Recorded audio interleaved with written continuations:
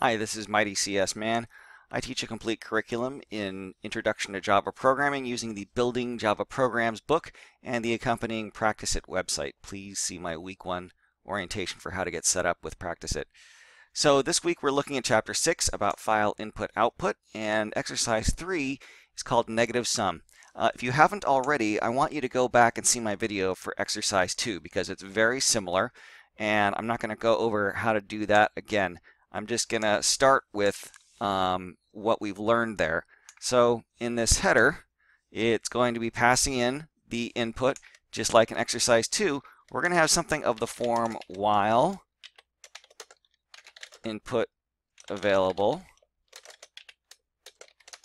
and then we're going to be done here. We're going to do the output. So we're going to print output.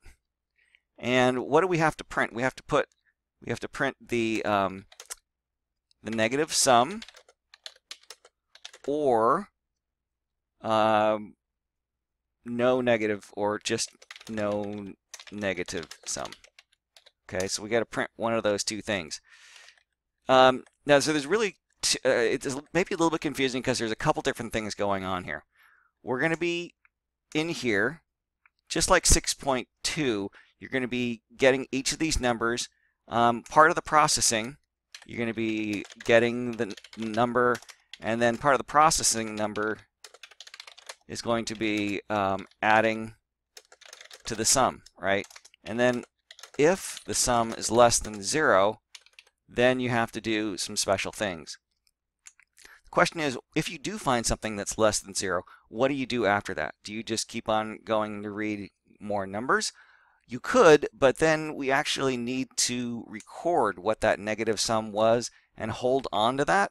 So that is one possibility, but it's actually a lot simpler if what you do is then say you're going to return. Okay, you're going to print and return. Because once you have the negative sum, that's what you need to be able to print this negative number and the number of steps. Okay. So you actually need to track the number of steps, right? So that's part of, you need to process that in here. You can initialize it, you're going to process it, you're going to print it here. Now, if you get through all of these numbers and you still haven't gotten a negative sum, then this output becomes a lot simpler. There's actually, all you have to do is just do the no negative sum and return false.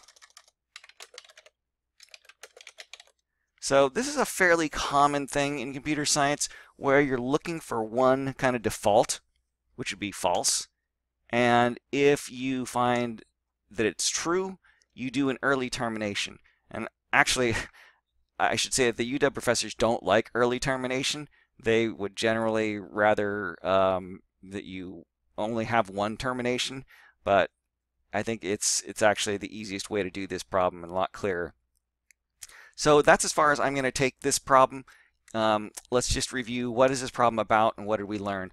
So this problem is, it's file input output in the sense that they have this input file. I think it could be any input file, any series of integers, okay? And you're reading that input file, and so that's where the chapter 6 part comes in. A lot of this is like exercise 6.2. The differences between 6.2 and 6.3 is you actually have to keep track of the sum, all right, which is just another local variable that you're going to keep track of. And you've also got this early termination here to both.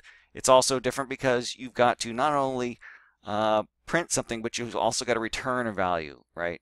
Okay, so there's a couple little complexities in here, but it's not a whole lot different from 6.2. So hopefully you found that useful. If you did, please like and subscribe to my channel. Thank you.